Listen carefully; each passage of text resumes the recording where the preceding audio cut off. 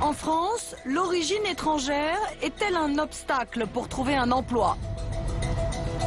Oui, je suis français. Oui, je vote. Oui, j'ai fait mon service militaire. Mais, à l'heure actuelle, je suis quand même un Français de second ordre. Najid Tajouri, qui vit à Toulon, réclame justice depuis 13 ans. Il est marié et père de 3 enfants. Son combat pour faire reconnaître ses droits pèse sur la vie de son foyer.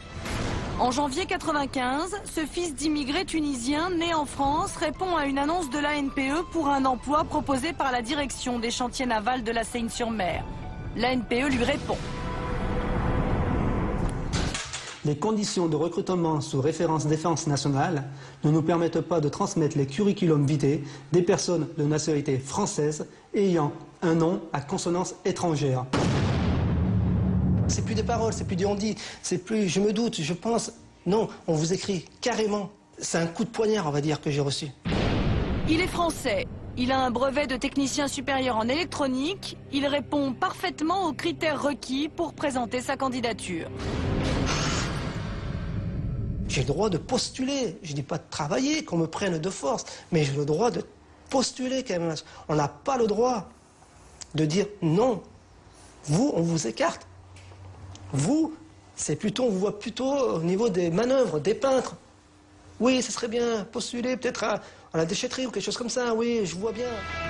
Skander vit avec sa femme dans cet immeuble d'un quartier populaire de Paris. Leur logement se situe tout en haut, au 6e étage, sans ascenseur. Une chambre de bonne de 9 mètres carrés, avec toilette et douche sur le palier. Et pourtant, tous deux ont un travail.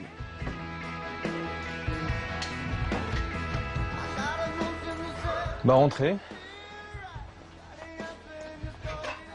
Un livier, un lavabo, un lit pour dormir, une petite table pour manger, puis une petite table pour travailler soi-disant, mais c'est super étroit quoi, c'est trop petit. La mère de Skander habite 5 étages plus bas. C'est chez elle que le jeune couple se lave et prend ses repas. Une maman, elle est toujours contente, heureuse de ses enfants, mais quand même là, c'est devenu un peu lourd. Et surtout de le voir comme ça, avec tout ce qu'il a fait comme études. Moi, j'ai travaillé ici, je lui ai payé les études en Algérie. J'ai bossé très très dur, hein. J'ai fait les petits boulots. Son fils lui aussi fait pour l'instant un petit boulot. Il est livreur à domicile pour des supermarchés et effectue une 30aine de livraisons par jour contre un salaire payé au SMIG. Et pourtant, Skander a une formation d'ingénieur. Il est sorti de l'ENAC, la prestigieuse École nationale de l'aviation civile basée à Toulouse, il y a 1 an. Depuis, il cherche un emploi dans l'aéronautique, sans succès.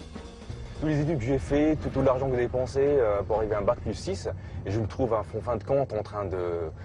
Bon, que j'ai rien contre le métier, hein, mais chacun son métier dans la vie. Moi, je fais des études pour être cadre, mais pas pour se trouver en train de livrer, donc d'être chauffeur-livreur, quoi. En 1 an depuis qu'il est diplômé, Skander a déjà envoyé près d'une centaine de candidatures. Les réponses sont toujours les mêmes.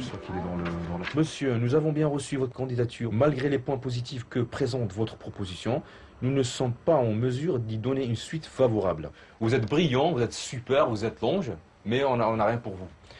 Il peut me donner au moins un petit entretien, une petite chance. Et après, il me cale si je suis pas compétent. Et alors, vos copains de promo, eux, qu'est-ce qu'ils en ont fait de ce diplôme? Ça leur a permis de trouver du travail ou pas? Tout de suite. Hein. Ils étaient recrutés donc ils ont trouvé des stages. Et après le stage de 6 mois ou 4 mois, ils ont fait. Donc, ils ont eu leur boulot automatiquement. En CDI tous.